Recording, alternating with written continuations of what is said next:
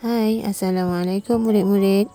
Kembali bersama saya, Cikgu Farida dalam PDPR Bahasa Melayu tahun 1. Tema pembelajaran pada hari ini ialah pentingkan kebersihan dan kesihatan.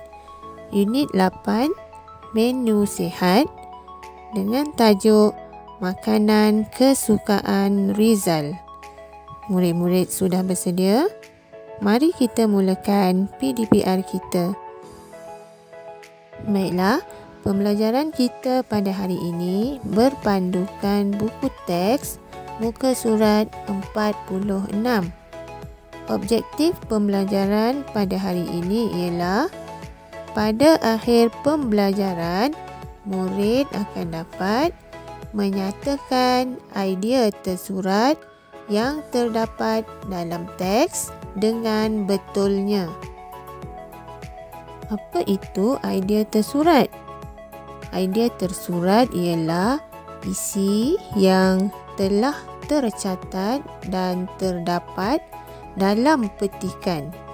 Maksudnya kita dah tak perlu lagi nak cari kerana isi tersebut telah tercatat dalam petikan yang kita baca. Fokus kita pada hari ini ialah kemahiran membaca. Jadi kita akan baca petikan pada buku teks muka surat 46 ini bersama-sama.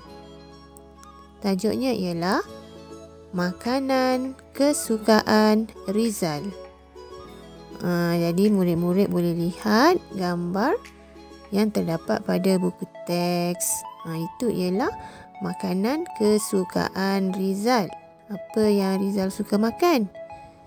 Ya, Rizal suka makan nasi, roti, ikan, ayam, sayur-sayuran dan buah tembikai. Okey, mari kita baca petikan ini bersama-sama. Rizal suka makan nasi, roti, ayam dan ikan. Makanan ini berkhasiat dan penting untuk membesar. Makanan ini memberikan tenaga. Buah dan sayur mempunyai banyak vitamin. Rizal makan sayur dan buah pada setiap hari. Dia suka makan tembikai dan lobak merah. Makanan ringan pula tidak baik untuk kesihatan. Rizal tidak gemar makan makanan ringan. Dia tidak makan gula-gula, keropok dan minuman bergas. Baiklah, sekarang kita nak cari idea tersurat yang terdapat dalam petikan yang kita dah baca tadi. Sebelum itu, murid-murid lihat dahulu pada petikan. Okey, petikan ini terdapat 3 perenggan, iaitu perenggan pertama, perenggan kedua dan perenggan ketiga. Seperti yang telah ditandakan. Sekarang lihat pula pada idea tersurat yang terdapat di bawah. Okey, terdapat 3 idea tersurat di dalam petikan ini. Kita baca idea tersurat yang pertama. Makanan berkhasiat sangat penting. Jadi di mana terdapat idea tersurat yang pertama ni? Ya, pada perenggan yang pertama. Berdasarkan ayat, makanan ini berkhasiat dan penting. Dah digariskan dengan garisan berwarna merah itu. Idea tersurat yang kedua pula ialah buah-buahan dan sayur-sayuran mempunyai banyak vitamin. Okey, idea tersurat ini terdapat pada perenggan yang kedua pada ayat yang bergaris, iaitu buah dan sayur mempunyai banyak vitamin.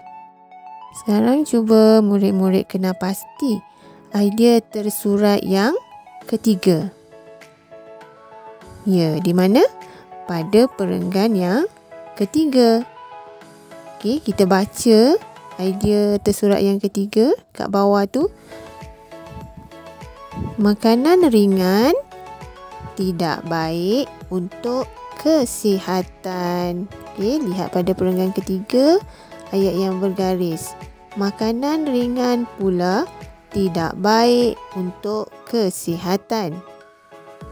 Baiklah, cikgu harap semua murid telah faham bagaimana untuk kita kenal pasti idea tersurat yang terdapat dalam petikan.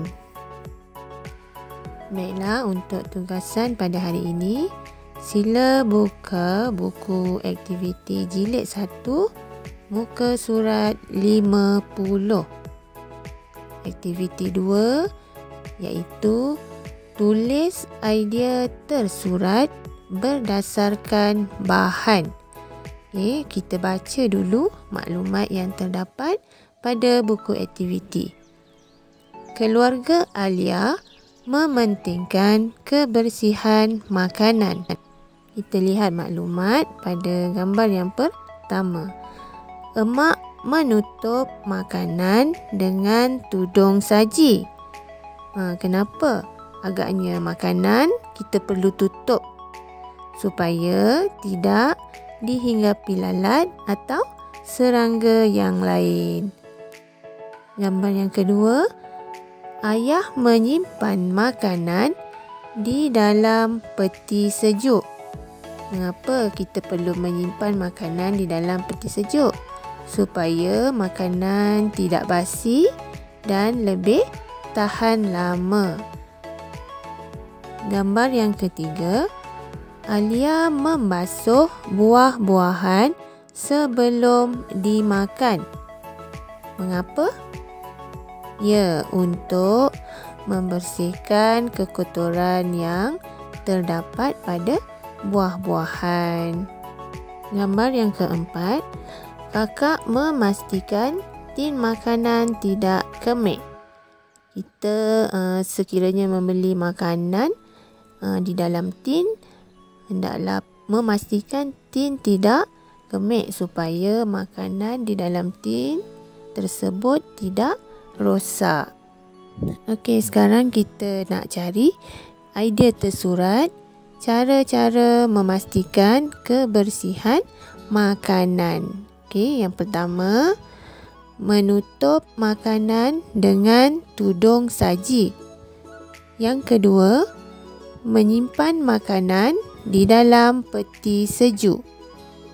Yang ketiga, membasuh buah-buahan sebelum dimakan. Dan yang keempat, memastikan tin makanan tidak kemik.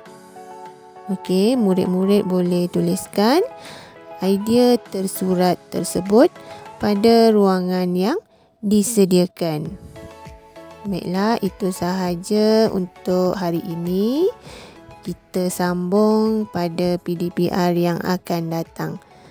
Assalamualaikum.